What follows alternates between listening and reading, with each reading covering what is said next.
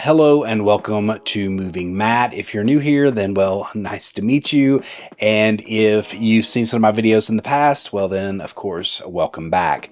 So I'm in my brand new studio today and I'm still kind of working out some of the kinks. So let me know how the audio and everything is in the comment section below. But without further ado, today I wanted to go over what I believe is the top 5 most anticipated cameras still coming or probably coming in 2024. So the way I'm kind of compiling this list is very much based upon rumors. That being said, these are rumors that are, in my opinion, very highly likely to come true just based upon, well, the timing and what we truly expect based upon life cycles of different cameras. Generally speaking, I am going to try to make it not only my opinion and what I think is the most anticipated cameras, but also based upon some of the buzz that I've been seeing around, well, the entire camera industry. So starting off this list at number 5, we have the Nikon Z63. So we haven't heard very much about this camera as far as specs. We've had some leaks in the past, but I'm not sure of the reliability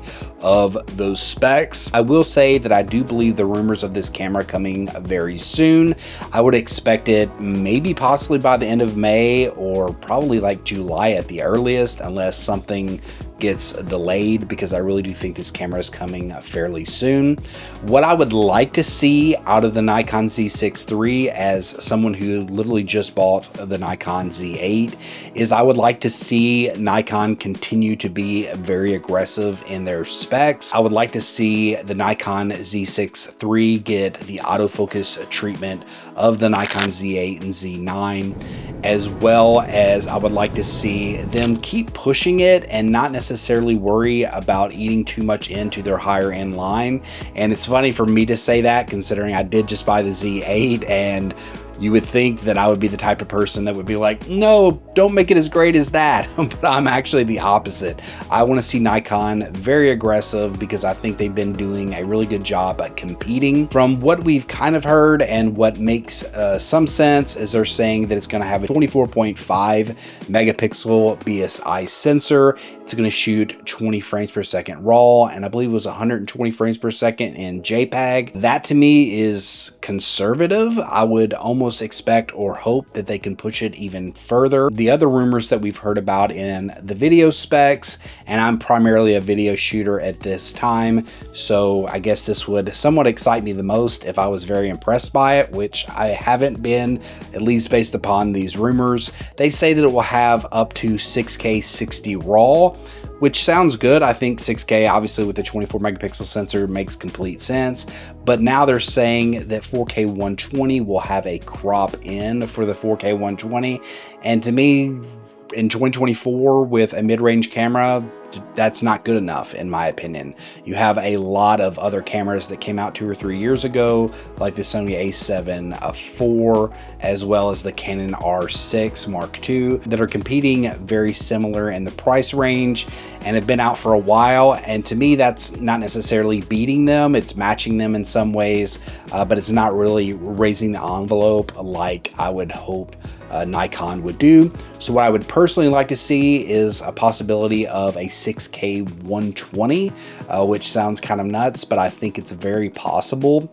And along with that, then maybe like a 4K HQ at 120, and if they wanted to push it further, like a 4K 180 with a crop, then I would of course be down for that and make 1080 as high as you can make it, as Casey from Camera Conspiracies would definitely like. The thing I expect out of the Nikon Z63, which I really wish was in the Nikon Z8, is a flip out screen, and I would really hope that they upgrade the flip out screen to something similar to the Sony a7 R5, which has the flip down and the flip over. It's just kind of the best of all worlds in that category.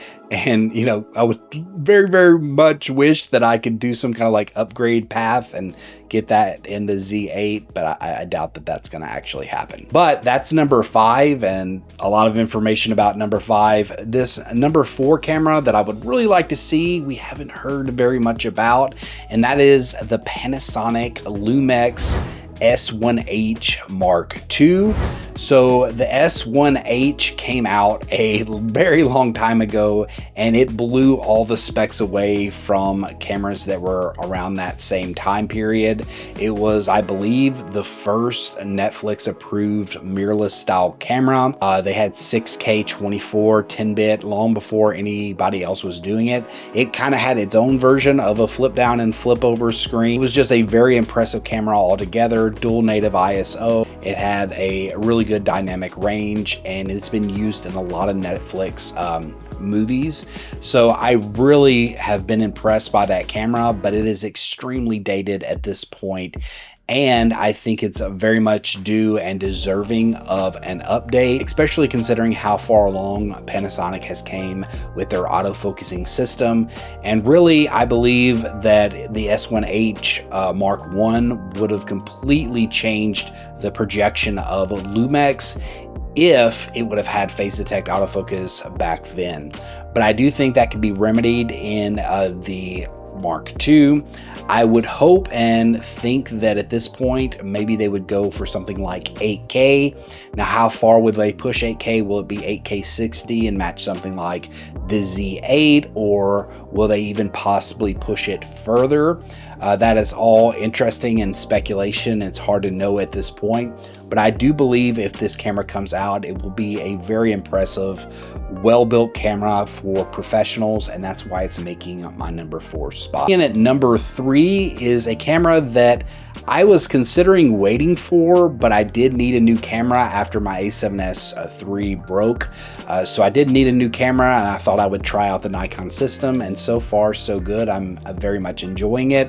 Of course, I would love to use it a lot more, so we will see how I continue to enjoy it, especially after this camera is announced, which is expected to be announced possibly next week, and that is the Canon R5 Mark II. Now, the original Canon R5 had a bit of a controversy when it first came out with the overheating gate, but since then, with multiple firmware updates, I do believe that the Canon R5, up until probably the Z8, was one of the most balanced full frame cameras on the entire market when it comes to its spec range with 8K and the 45 megapixel sensor. It just really super impressive camera all these years later. Now, the question that I think is on a lot of people's mind is, what will the Mark II be like? Will it be a large upgrade, or will it possibly kind of take more of the conservative route, what the R6 Mark II did, which was good camera, but it didn't necessarily push anything further. It was a lot of minor updates, which helped out a lot, but it wasn't nothing revolutionary like I believe that the original Canon R5 was at the time. Kind of been rumored so far. I will not get fully in detailed about because they're very up in the air. But what I would expect is for it to stay somewhere around 45 megapixels, maybe bump it up just a bit. They are saying, and I'm hearing, that it's going to have a stacked BSI sensor, something to match the Z8, which makes sense considering I think they think of Nikon. Even though Sony's like their main competitor in some ways, I still think that Nikon-Canon feud is somewhat in the DNA of Canon. So I would expect them to have a stacked sensor in this camera. I also think that they're going to stick around 8K if at 45 megapixels, but how far will they push the 8K? Will it be 8K 60 like the R5C? Or is it possible for them to go even further and push it past the Z8? Go to like a 8K 120, which would be nuts. But at the time of the R5 announcement, any thought of any 8K was absolutely nuts. The other thing would be the overheat. Have they learned their lessons about overheating? And I do think another hurdle that Canon has to overcome if they're going to go somewhere around or 8K 60 or above is for them to change out the battery, or it could be the same form factor, but they need more amps. to actually push it, because the R5C, which did do 8K 60, it lost a lot of functionality if it was just using the same battery that came with it. You need an external power source and able to use all your features while shooting in 8K 60. I have heard of rumors that there will be a new battery with the same form factor, and if that's the case, then I think maybe they're solving the problem that way. Now, moving on to number 2, but before I do, remember to like and subscribe this video. It very much helps out the channel, and I very much appreciate it. Let's roll right ahead. I think for myself, the most anticipated camera at number 2 would be either a Sony a7S IV or an FX3 Mark II, possibly both. And the reason I'm kind of splitting that up is because they are very similar cameras. At least the first two were. So I'm not even sure that there will be an a7S IV. They may just drop that completely and go with the FX3 Mark II. The FX3, the original, has been an incredible seller. It is now Netflix approved as well. There was a big Hollywood movie shot on it. The name is escaping me, but I'll probably put it up on the screen. But the fact that they were able to get the image that they got out of that camera is extremely impressive. Of course, the FX3 had the incredible dynamic range and the incredible low light of the a7S III, and I would expect that to continue over into the FX3 Mark II. If I had to guess, they may be using the sensor technology. Apparently, it's a new type of stack sensor, which allows double the light saturation. And if that's the case, then instead of the 12 megapixels of the FX3, you could technically have like a 24 megapixel image and keep the same low light abilities. If that's the case, then I think if they do go with 24 and they don't bump up to 8K, which I don't really think there's a need for them to, I think they want to keep a fast sensor and the dynamic range and the low light performance. I think they'll go somewhere around 24 with that new sensor technology.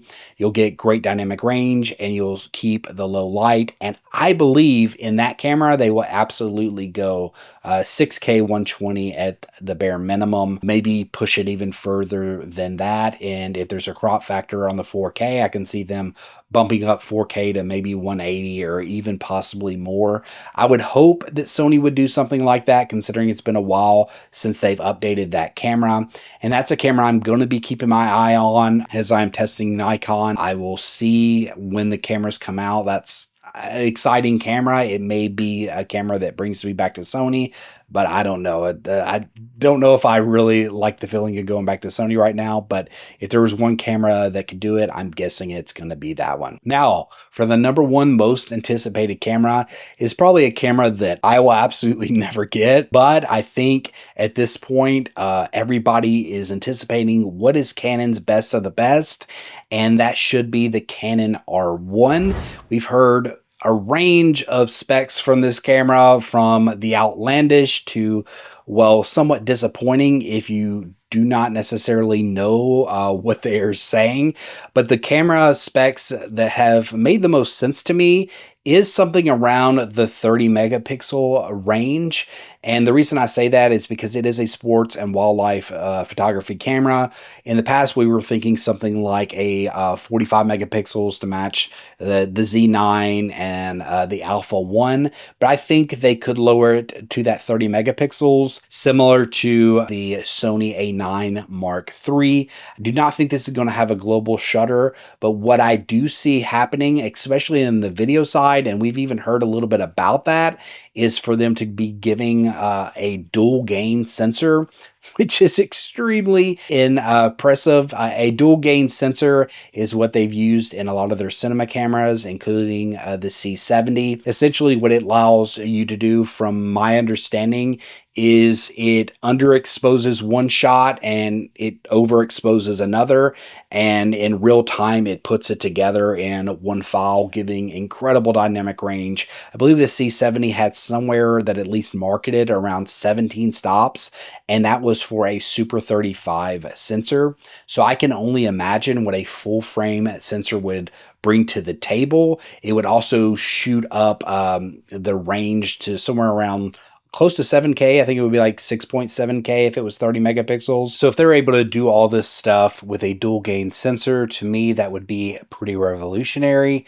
And I know some people are disappointed that there will not be 8K in the camera, and maybe there will be, maybe I'm completely wrong on the specs. Me personally, I think that 6.7K or whatever it would be completely enough, and I would be extremely excited to see what this camera has to offer, because in my opinion, a dynamic range is what makes a cinematic look in a lot of ways. But that is just my list of the top 5 cameras. Drop in the comment section below and let me know your list. If you like this video, maybe check out one of the other ones. Do all this stuff. Until next time, peace.